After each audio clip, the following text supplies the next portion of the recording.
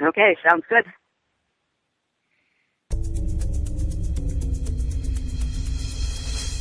For authors, filmmakers, entertainment, and all your listening needs. Listen now to Talk Now Radio, where no topic is taboo.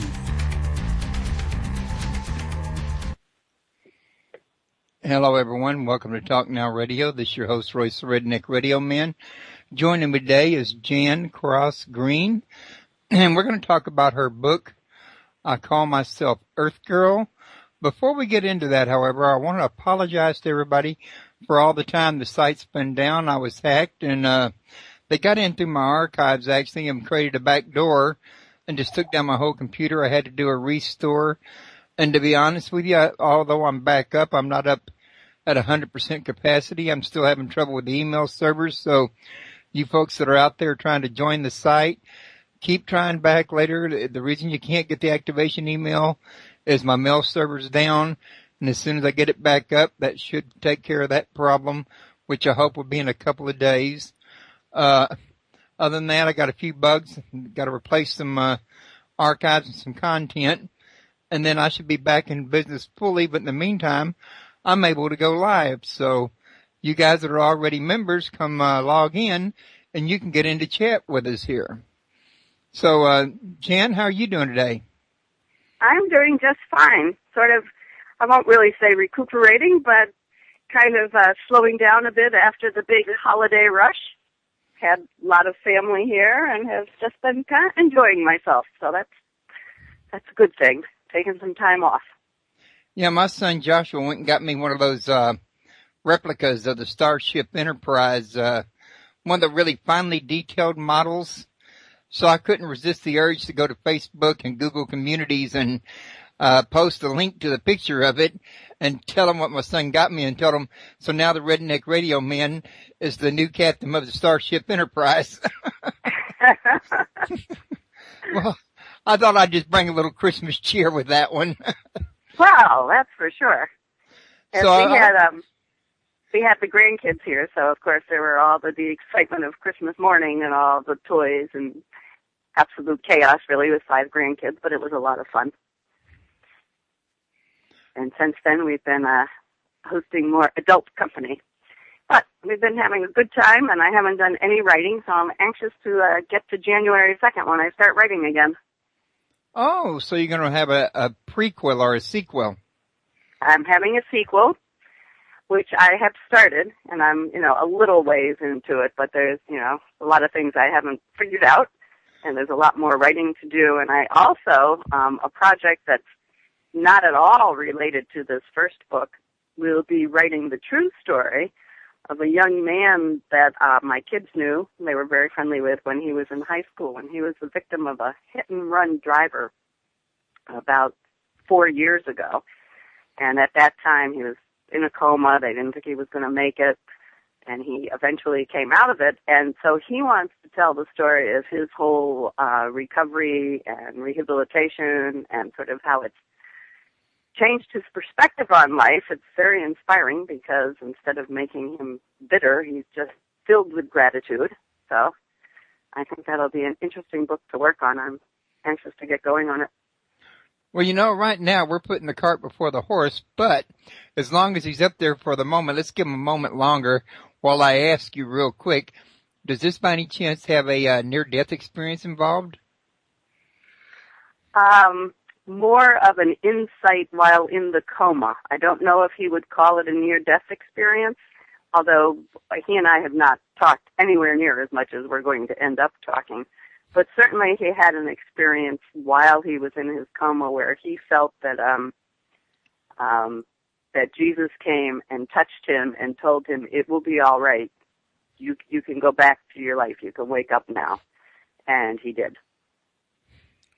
That's what a lot of people would call a near-death experience. However, there are those that who wouldn't want to acknowledge near-death experiences that wouldn't call it that. They would call it a vision or something.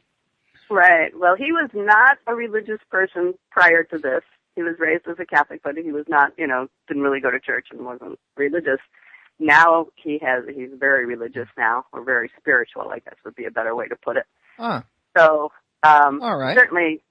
certainly did have a big impact on him. And he's been through a lot of setbacks in his recuperation and his rehabilitation. He's dealing with seizures, and they had to remove a large portion of his skull when the accident happened. Ouch. And when it was finally put back in, it became infected, so they had to take it out again. So now he has a steel plate for half of his head. But, I mean, he's an amazing guy. I wouldn't want to butt heads with him. No, I don't think. Well, maybe on the other side. But There's a plus side to that. It can come in handy when you're accidentally banging into things. Right.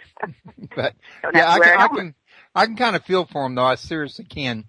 Now, before we get started, real quick, I want to let everybody know, if you want to learn more about Jan, you go to www.ICallMyselfEarthGirl.com, and there's a lot more information on her there than there is on my front page, because all I've really got is a short bio and a short description of the book and her picture, book cover.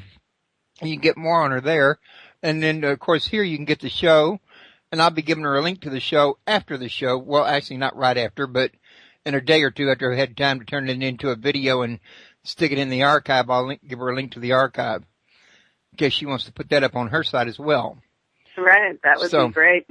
And people can also go to I have a Facebook page that's called I Call Myself EarthGirl, and I have a website, but that's called What a Heart Can Hold. So I have a couple different things going on. Maybe when I figure it all out, I'll put it all into one thing, but right now I have a number of different things. No, I've been there. I know what that's like. It's like you get a plan forming in one area, and then there's another part of it, but you want to make it separate. Then later you want to join it. Right. I think that's pretty much where I'm at now. That's sort of my early 2014. Let's get all these things into one good website instead of three separate places. Gives you less work to do, less to keep up with. So about your book, though, I read your book, and I got to tell you, it was very unique to me. I've never read a book quite like it. I don't know how much I can really say right here without giving away the candy store, without them getting the actual book. It's got one twist on it that I can guarantee you people will not see it coming until they get almost close to the end of the book, when you finally unveil the surprise. Well, that was what I hoped would happen when I was writing it. I was hoping that it would be a long time, that you'd get almost a whole story before you understood that last final piece that you're talking about. Yeah, I'm pretty sure we're on the same page about what that piece is. Oh, yeah, I think so. It's a piece that makes the book unique, I would say. At least from what I've read, and I've read oh my goodness, I got a bookshelf full of hundreds of books that I read that are related to my show, in other words. What gave you the idea for this book? That the title, I Call Myself EarthGirl, probably, it was quite a long time ago. It was like 2006, 2007. This phrase just kept coming into my mind that I call myself EarthGirl because I chose to live on Earth, even though my celestial life was one of peace and beauty. And that wasn't something, I don't know where that came from. It just was in my head. And so I thought, well, I'm going to sit down and just see what happens. And so the EarthGirl part of the story, because we can tell people that the book is a contemporary woman who's having dreams about this person who calls herself EarthGirl. The EarthGirl dreams, most of them, the whole first part came just me sitting down, and I truly felt like somebody was telling me the story and I was just writing it. I really didn't think it out. It just kept coming. So once I had that, then I had to figure out how to relate that to something else. And that's where Gloria, the contemporary woman who dreams about her, comes in, and I got very fascinated with, well, what would be the impact on your life if you were getting these messages in a dream that really were having a very concrete impact on your life, as it is for Gloria. So, well, I wouldn't say the whole book could possibly parallel your life, but are there parts of it that do parallel your life? No, people have asked me that a lot, and actually there's nothing in this book that resembles anything in my, there's a part about a character with Alzheimer's, and I did take care of my dad with Alzheimer's, so I could say that probably came from my life. And there's certainly some, just reflections on being a woman and parenting, and I'm sure that my own life as a woman and parent have come in there. But in terms of the specific things that happened and the sort of difficulties that the people in the book go through, none of that has happened to me. I'm happy to say. Okay. So it's more imagination and empathy, I think.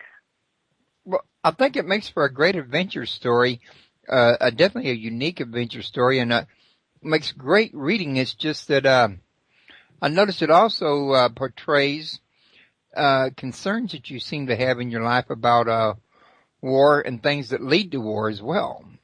That's right.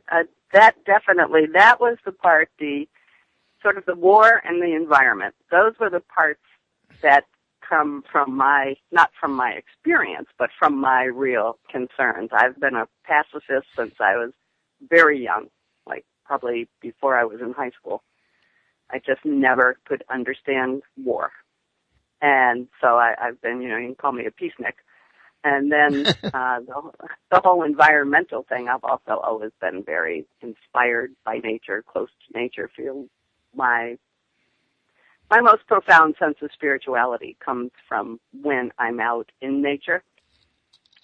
And so the environment and peace are definitely two big things that I wanted to bring into the story. But I really wanted the book to be a compelling plot that's not just like a message book, but that's really a story that you would want to read, and the message is kind of woven into it.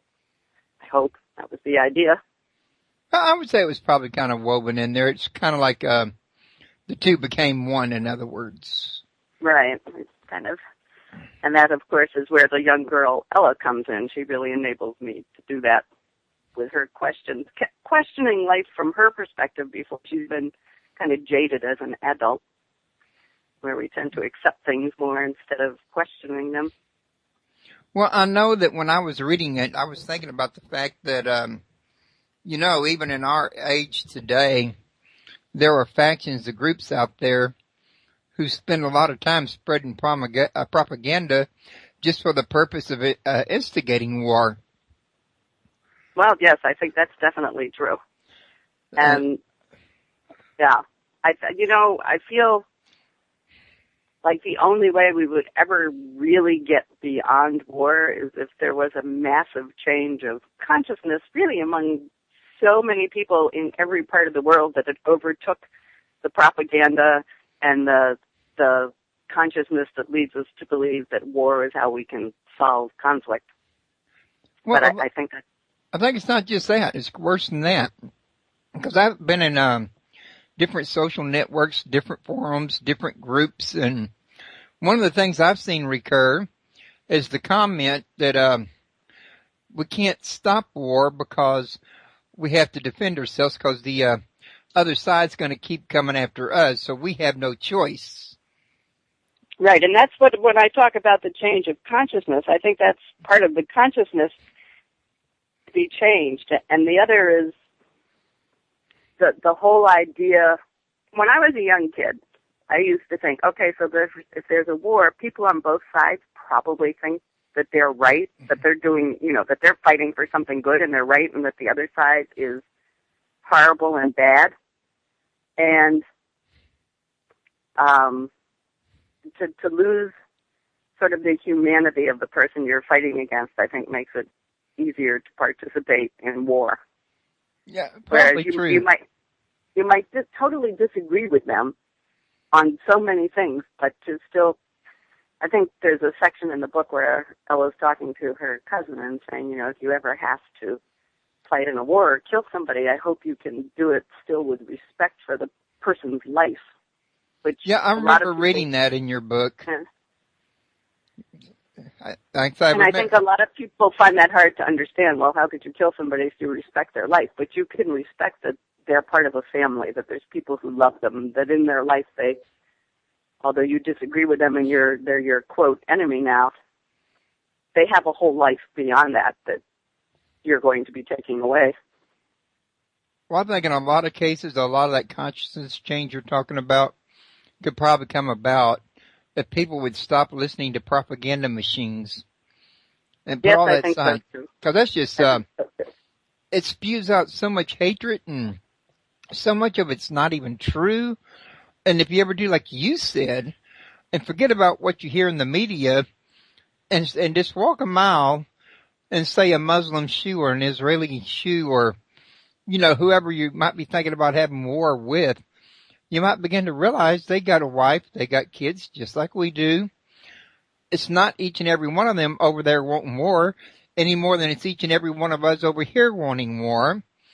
Exactly. And in all honesty, most of the warmongering, I think, is going on in the higher echelons.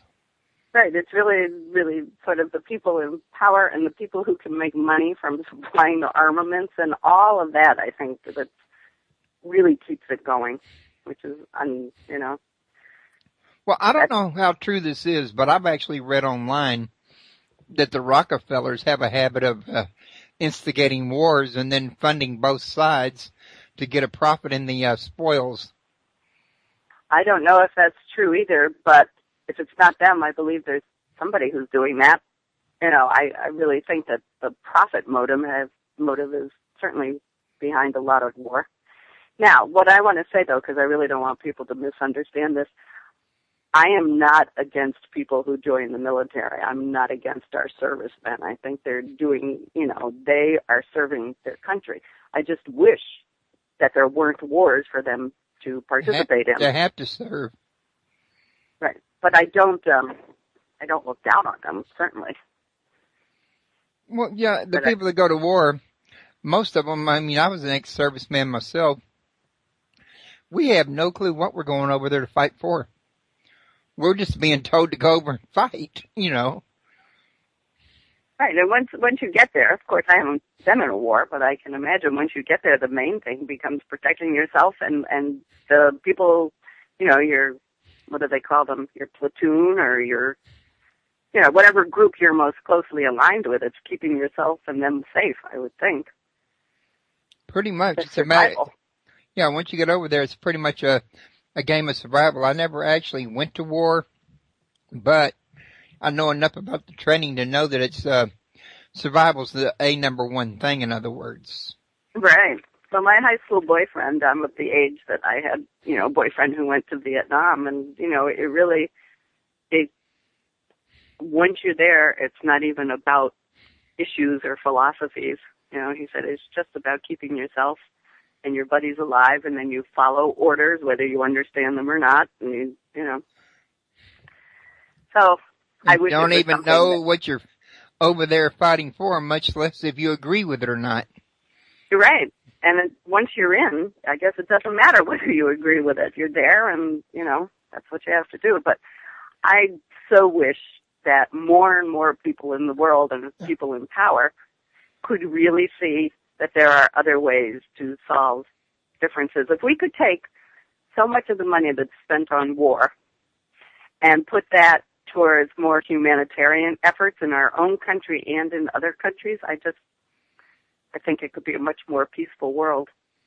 Like, I like to think, what's the one thing that everybody in every country could agree on, the one common sort of belief that everyone has? And I think it's probably about children, taking care of children, providing for them, making sure they're okay.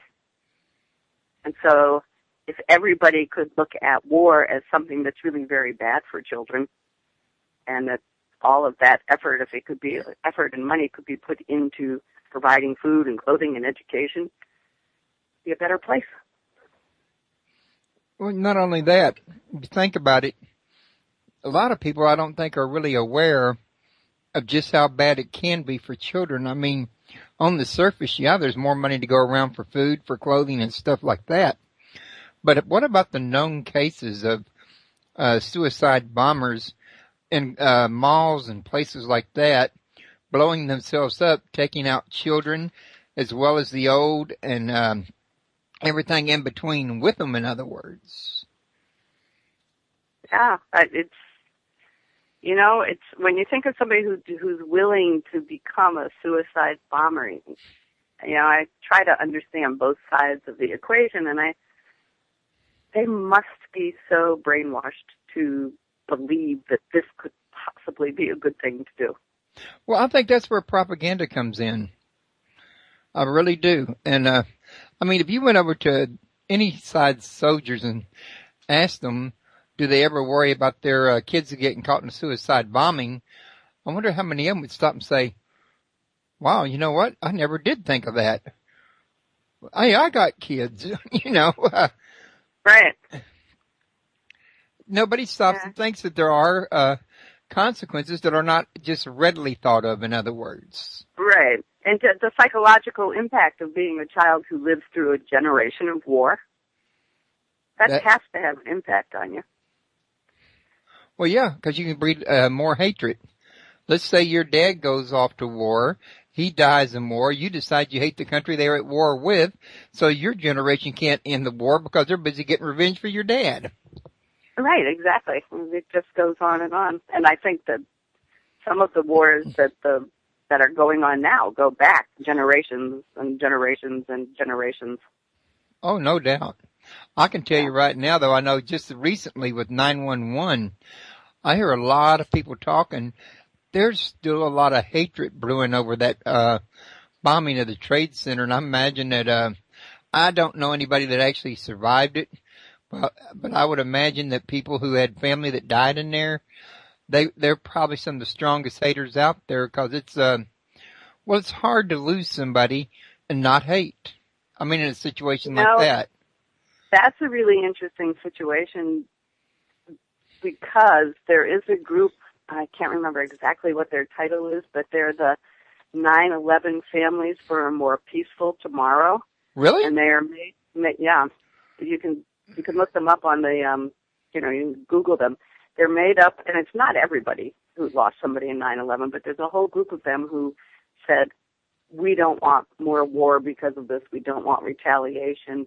We don't want hatred. We want to find a way to make a more peaceful world. And so they have pledged to look at the loss of their family member as hopefully, using that for them to have a voice to bring about a more peaceful world. So I'm so impressed with that group. That's a group that I would like to support. Yeah, I feel the exact same way. And I don't know if you know this, but I live in a Boston suburb, and we lost 5 people that we knew, not family members, but in 9/11, in my total family with myself and my kids, there were 5 people that we knew who were on the airplane leaving Boston. So we did actually know people who died in that. And, certainly we didn't suffer the way their families did. They were more, for most of us, they were more like acquaintances than close friends. But, yeah, it does really hit you. And I remember my 2 youngest sons being really, really angry and saying, we have to get them. But then, as we really talked about it, I was like, what will that accomplish? Violence begets more violence. Exactly. Violence begets violence. Hate begets hate. I think it was Martin Luther King who said only love can overcome hate. And I think that's probably true. Well, see, I hope that I reflect that in my book. I would say when you hate like that, you're just acting out the law of attraction. Right. You're bringing more of that to yourself. It's not a comfortable way to live. And that was one of the things I noticed in the book was EarthGirl was at a very young age to be having such concern about wars. But then again, you found out later on why she was so concerned. But, it's right. It would be really unusual for something like that. Young. Somebody that age to have that kind of concern today, in other words. Right. Yeah, I think that's true. I think she's a pretty unusual character. Everything about her turns out to be pretty unusual. And yet, I think she represents the type of thinking that I wish more adults had, that I wish we could put into more practice in our daily lives. Well, have you thought about going back into activism and getting your own website promoting peace or anything of that nature? I have, and I'm working with a man he's been trying for years with something that he calls the global movement for nonviolence. And he's been trying to promote this idea, and of course, it's hard. I mean, there are so many peace groups out there, but it's hard. His idea is if you could get them all on the same page to all, participate in the same action, the same protest, just to somehow get people in all different parts of the world to say, I'm not going to participate in this. This is not what we want for the world. But the steps to make that happen, of course, are very difficult. I've belonged to peace organizations for a long time, and I, do the vigils and things, but I really feel like for me, it probably will be writing where I make my most impact, hopefully, where I can get people to stop and think about things a little differently maybe, and hopefully more peacefully. So then you plan to write more books that are targeted at peace then maybe? I do. And what's happening with the sequel to this book, it takes us into, at least as I'm perceiving it now, and maybe it'll end up being changed, but it's taking us into two different realities of the future. And you'll kind of know what I mean, but... Well, yes, I do. Like I say, you don't want to give away the candy store. Right. Right. And one of those realities is if people were more caring for the environment and more peaceful, and the other is the opposite. But it's going to have sort of the same time travel, paranormal plot twist to it. So it's not just saying, okay, here's what the future could be like, and here's the other future.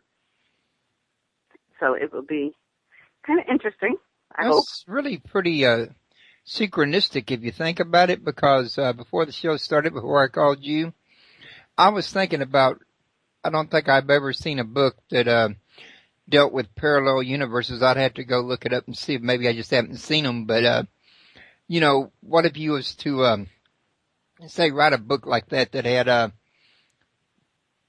what happened in one universe when these decisions were made, what happened when other decisions were made. You could be basing it on a scientific fact that was recently discovered in quantum physics that a particle doesn't know if it's going to be a particle or a wave until it's observed. I don't know if you've heard about that or not. Interesting. Well, it's funny that you would say quantum physics. One of the people who reviewed my book said, I can't remember exactly what it was, but quantum physics comes to the peace movement or something like that because of the sort of time, the bending of time element in it. And I do think that the sequel will be kind of what you're talking about, the parallel universes. But I can't say a whole lot more because that gives away sort of what we don't want to give away in this one. Right. What I was going to say was, since you don't know what it's going to be until you observe it, you could have, at that point, two universes. Let's say at the times of Moses or the Exodus, in one reality, what we see happened, and this is where we got to. In another reality, another route was chosen. Maybe they stayed in Egypt. Maybe they conquered Egypt, and it had a different outcome, in other words. Mm-hmm. I'm sure you can write book after book and even relate them to peace and examples of peace while creating a great story through many volumes doing that, wouldn't you think? Well, I haven't thought beyond the next volume, but yes, I do think that's possible. And also doing it from the perspective of different characters, like Jared, who's Gloria's husband and is, of everybody in the book, I'd say he's probably having the most trouble accepting and understanding what's going on. He becomes a prominent character in the sequel because he is going to experience life in both of these two parallel universes. Uh-huh. So, yeah, I kind of had the feeling when I was reading the book that the very ending with, was it Gerald? I keep getting that mixed up. Jared. That it was kind of like a leave-off point for a new beginning later, in other words. Right. Yes, it ends very much sort of leading